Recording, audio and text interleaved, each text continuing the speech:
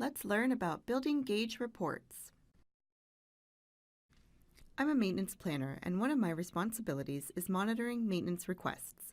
My boss and I both need to see how many requests are pending at any time. With the ability to build a gauge report, MPulse has provided the perfect solution. From the main menu, I click on Report widgets to access the graphic reports. When building a gauge, the primary component we're monitoring is a calculated value, like a count, a sum, or an average. This is different from a chart that's asking for an x-axis or display value. Over to the right of the screen, I'm able to categorize this gauge by selecting the report area. I'm using productivity. Next is the description field, where we can add more detail about this gauge. Then I can place this on my Maintenance Advisor dashboard by checking the box here.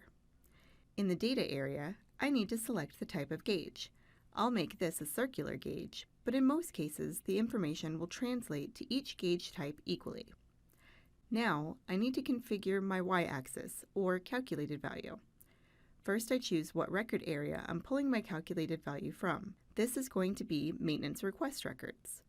For my calculated field, I'll use ID since it's a unique identifier for each record. Then I choose count as my summary of calculated field. Setting a data filter allows us to hone in on the information this report is intended to display. We want to see the number of pending maintenance requests, so here we set our filter to show only those with a request status of pending. Under Options, I can display the label of the calculated value in the report. Show in percentage is covered in another Let's Learn video. I'm now going to build my parameters around my count of 10 by using the minimum and maximum gauge value fields. Here, the minimum value is 0 and the maximum is 20. Because I want to be alerted when these pending maintenance requests reach a particular number, I'll enable a red line and set an alert value of 15. I can set an email notification to go out when our gauge hits the alert value number by checking this box. Clicking on the envelope icon allows me to configure who the notification is sent to and what it will say.